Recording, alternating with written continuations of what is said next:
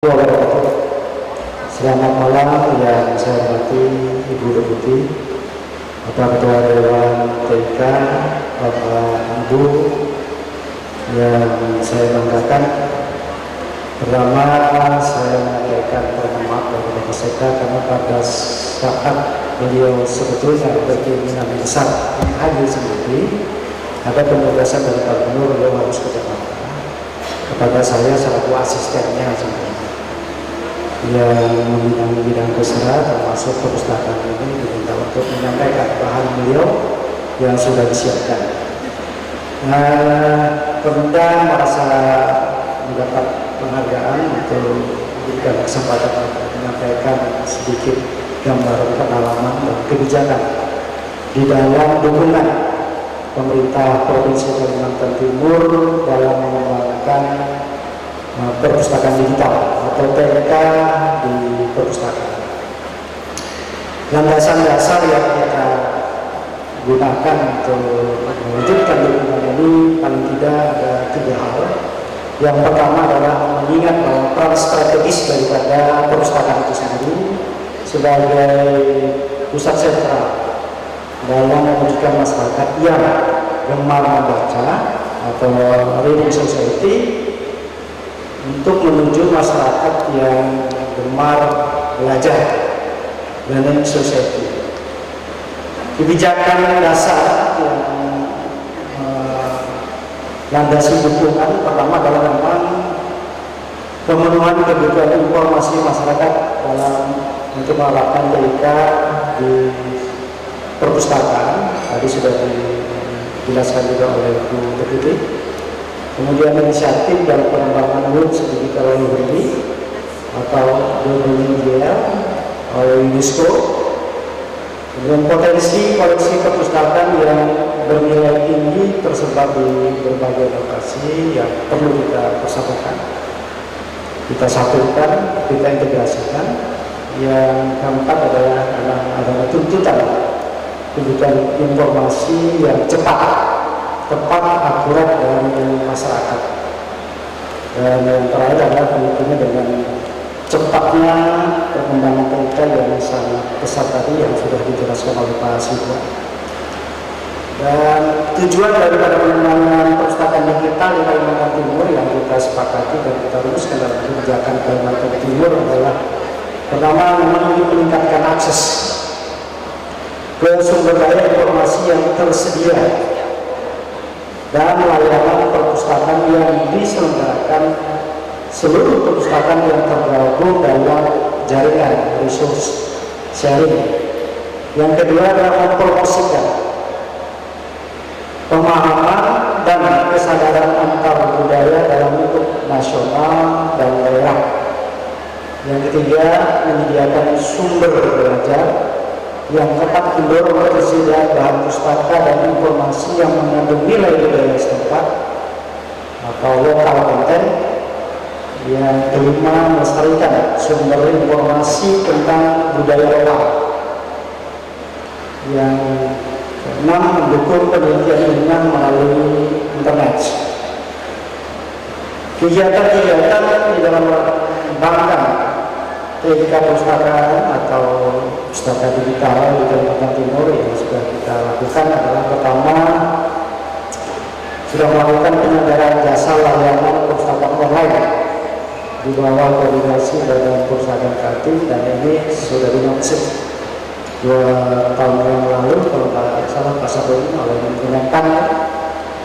Yang kedua adalah pembentukan jaringan kerjasama perpustakaan digital Kaltim pada bulan Agustus 2009. Yang ketiga, pembangunan infrastruktur IT di bawah koordinasi Dinas Kominfo dan Dinas Komunikasi dan Informatika Provinsi Kalimantan Timur.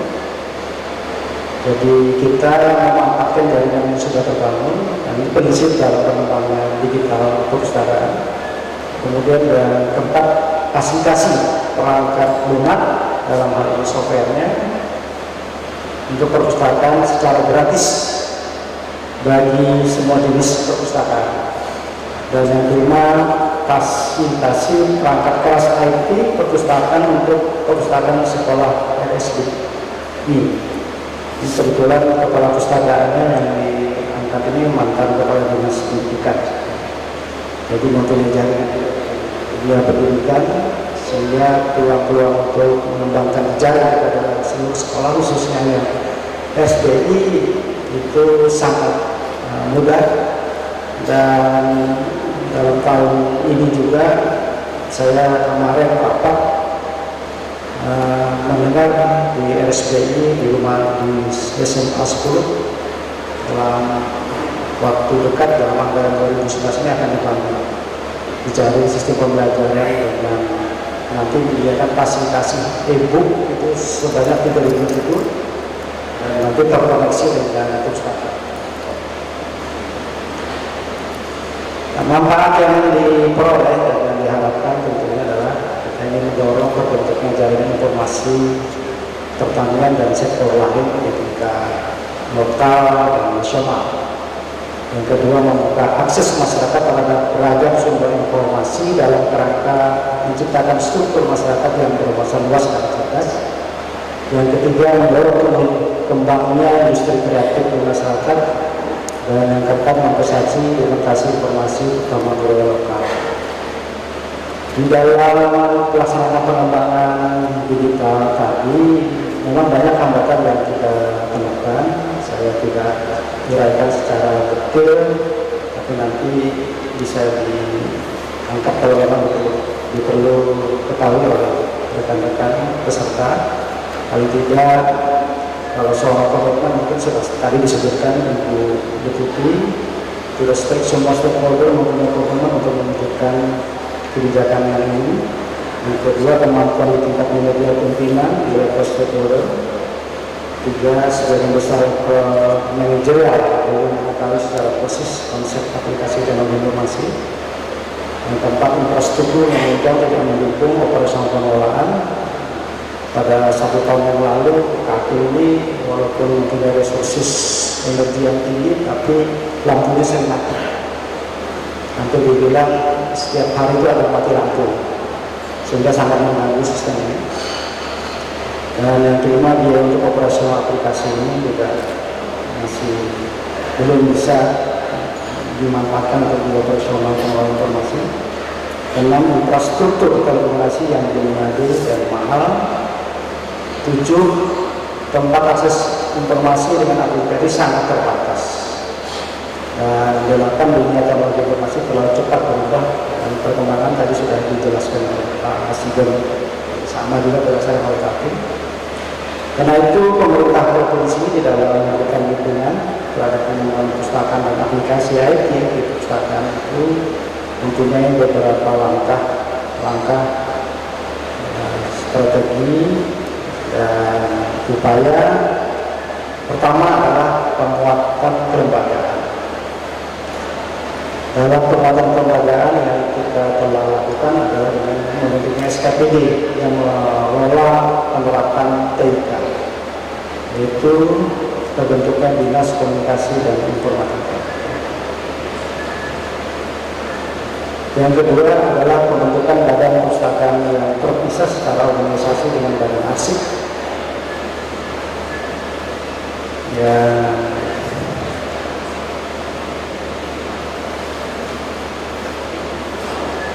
Kedua, mainstream dan fokus isu agenda TIK,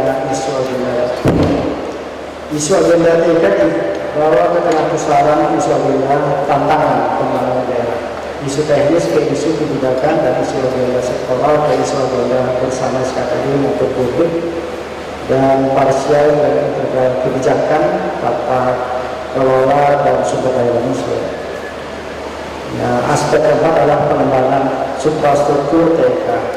Dalam hal ini kita melakukan berbagai upaya dalam rangka penguatan dan pengembangan kelembagaan, kebijakan termasuk regulasi, memenuhi kebutuhan sumber daya manusia, mengembangkan e-leadership, kemudian penguatan tata kelola, termasuk di dalamnya penyusunan SOP, adanya dukungan anggaran dan membangun kemitraan. Dukungan lain adalah pengembangan infrastruktur ekonomi, antara lain adalah mengembangkan jaringan jaringan komunikasi, baik itu LAN, WAN, dan akses internet. Mengembangkan pusat data sebagai data center, perangkat keras pengguna, baik itu berupa desktop, notebook, dan lain-lain, saluran layanan service delivery channel yang berbasis web, telepon, SMS, dan lain-lain. Fasilitas pendukung seperti ruangan khusus, ada AC, ada UVS, genset. Ini genset sangat diperlukan karena kita sering menghadapi lampu yang tidak mati, serta sarana pengamanan fasilitas lainnya. Ya, hal lain yang kita lakukan dalam dukungan sebagai dukungan pemerintah provinsi adalah pengembangan infrastruktur TK. Pengembangan infrastruktur TK berkaitan dengan ketersediaan dan tingkat pemanfaatan perangkat lunak aplikasi yang mendukung layanan e-gov, baik secara langsung maupun tidak langsung. Pengembangan dan pemakaian aplikasi tersebut didasarkan atas fungsi kepemerintahan yang dikelompokkan dalam blok fungsi dasar umum dan fungsi kedinasan maupun kelembagaan.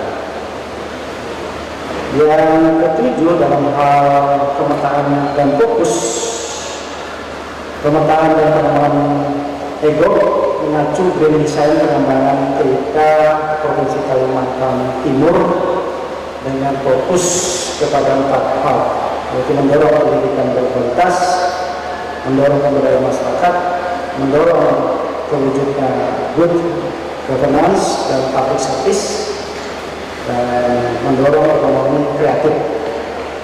Dalam hal penganggaran, dukungan pemerintah provinsi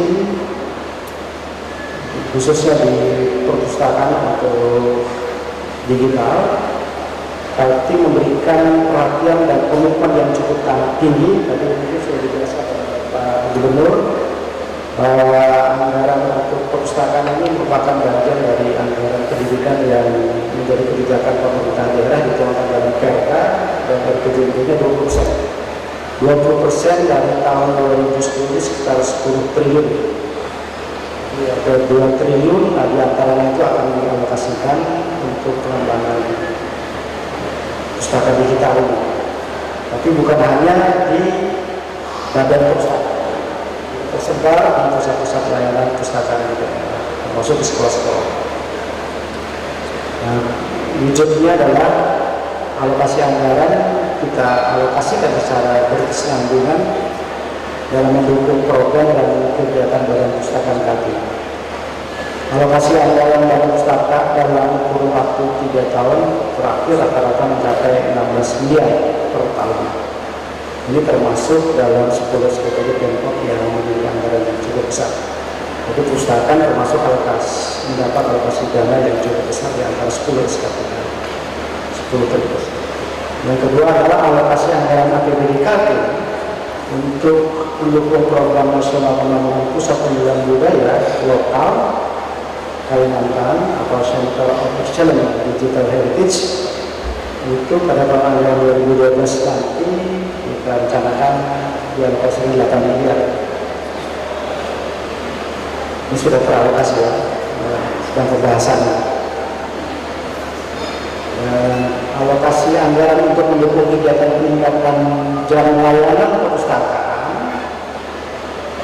rata-rata senilai 900 juta per tahun kita alokasikan.